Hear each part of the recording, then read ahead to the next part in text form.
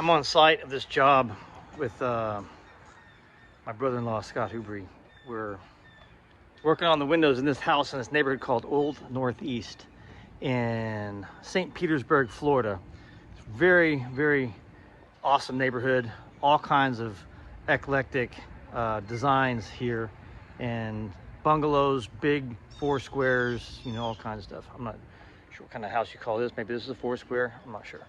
But point I want to make today is that the work that we do often requires a nice blend of carpentry and painting. And the carpentry that is necessary is a high-end carpentry, you know, like, you know, the kind that you would employ in cabinet making or door making, door hanging, you know, sizing, fitting, you know, planing, routing, cutting, chiseling, you know, all those types of things. And so, you know, behind me, not that window, but this window here, I'm going to show you something that, you got to be prepared for if you're going to jump into the window restoration and refinishing industry. All right, so I got my little scaffold set up here. Climb up. So you can see I've got my plastic containment up here. I've got my window jamb. You can see this is one I've already stripped on the inside, and I'm still working on it, okay, because I still have to refinish the inside. But before I do, I've got some problems.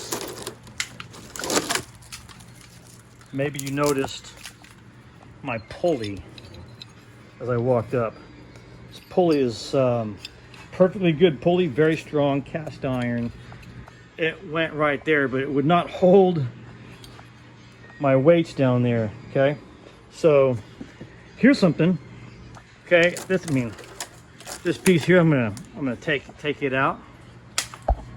Okay, and I'm gonna put a new piece there, but I have to do it in a stain grade because look at that. Okay, everything is stained on the inside. So what did I do before I came to the shop, or came to the job in the morning? Well, I stopped at the shop and I started fashioning up some of these guys.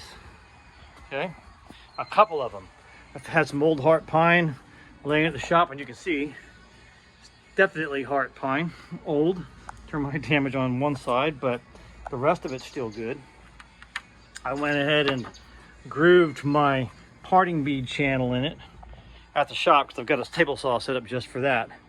Okay, I'm gonna cut this guy out, all right, and then I'm gonna take my sizes. I'm gonna put my door back in. Okay, mortise my pulleys in, all right, and then put it all back together. Okay, that's some pretty high level carpentry. So I've now cut my piece out. Okay, see, got the nails there. As the sill continues through, is the dado that it fits into. Really nice. Get some nails I gotta contend with right there, etc., etc., etc.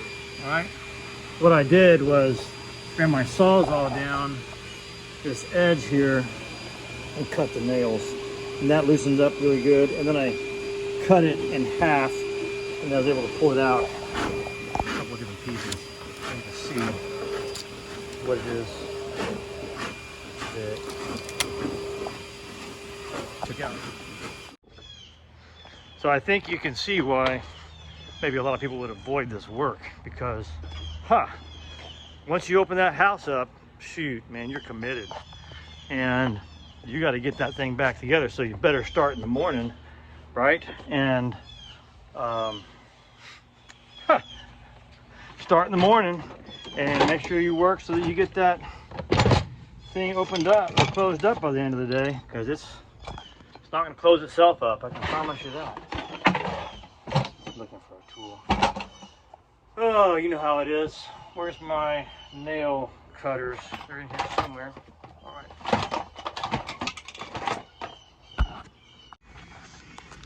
Hey, Steve.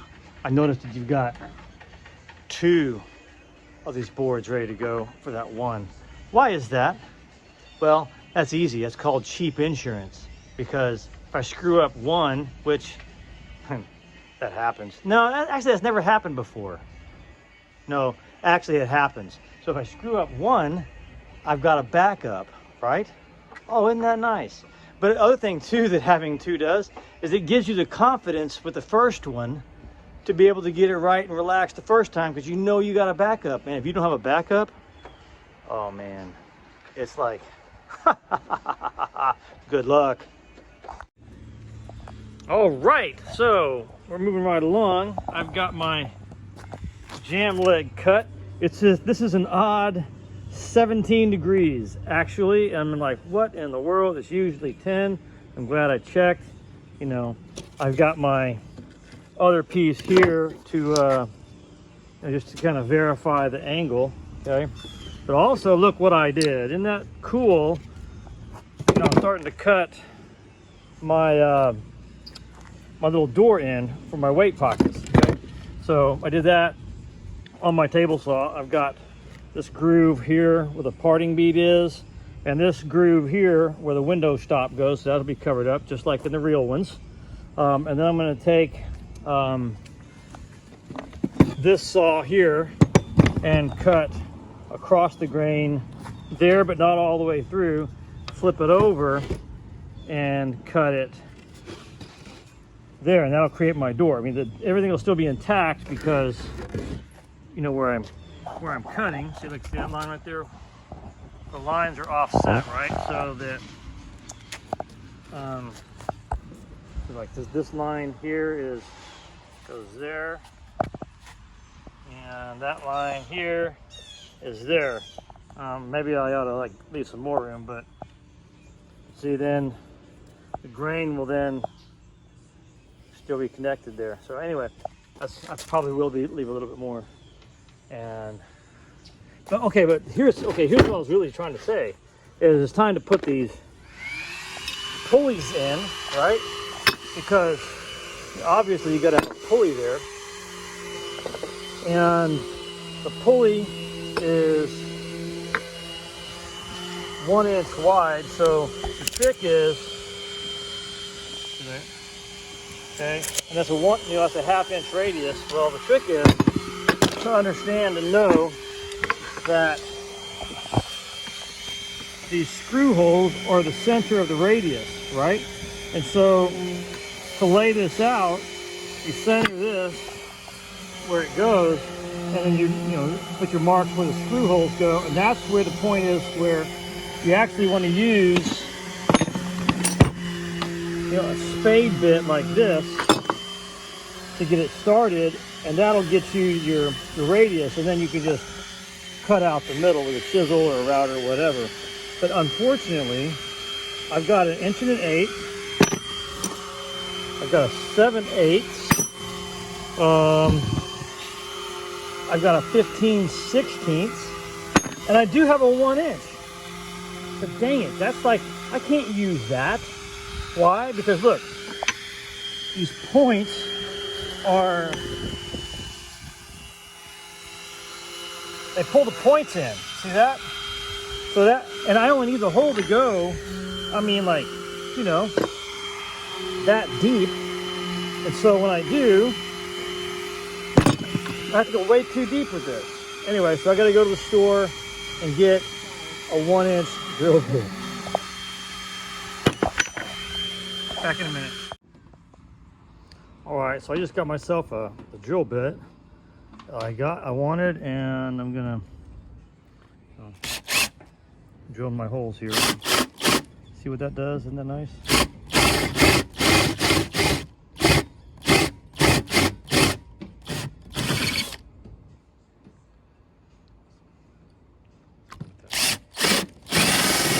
Nice sharp drill bit. Does pretty good.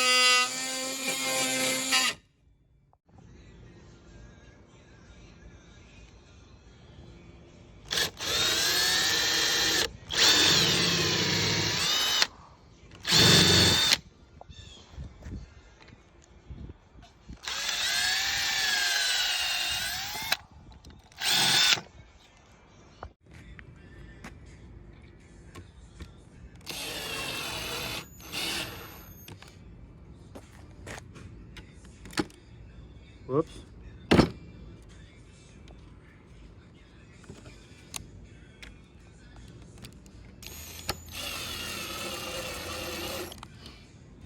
Nice. Ready to go.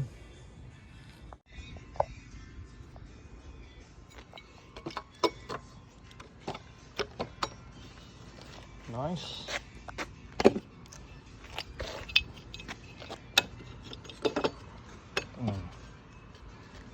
Perfect.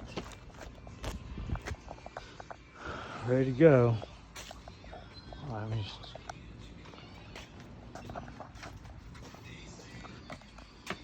show you what's happening here. So I got it all cleaned out, and it's got to go in this dado there. I'm gonna put it there first, and it's supposed to go up into this channel here, but I'm not gonna like lift this guy up to be able to pop this guy in. So I fastened a block here in alignment with where the groove is going to go, so that I can just tightly just press it in place.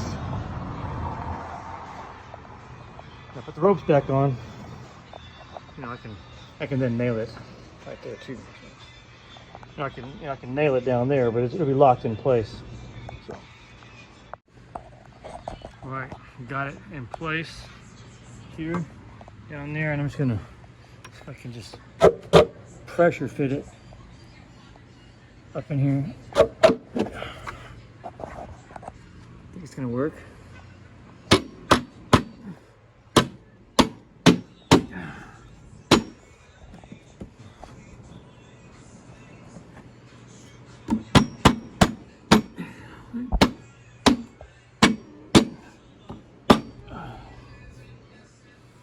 Going in.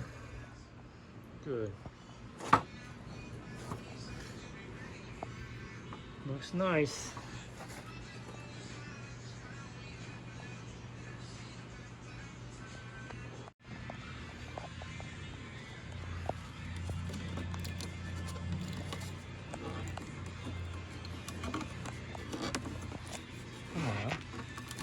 Oh, there you go. Huh. That's kind of a big one, but worked. Excellent.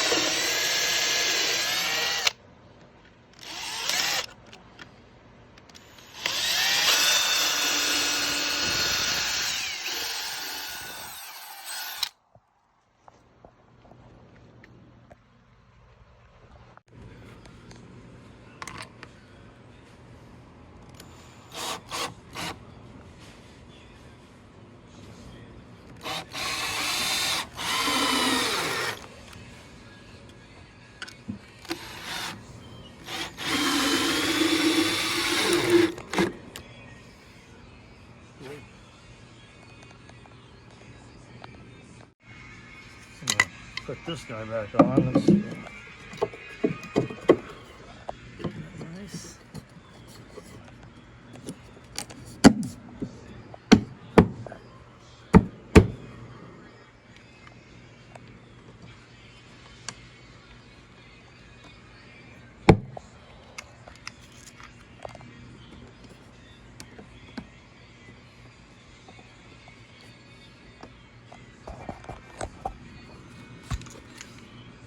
What?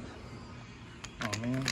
I gotta get this guy moved over just a little.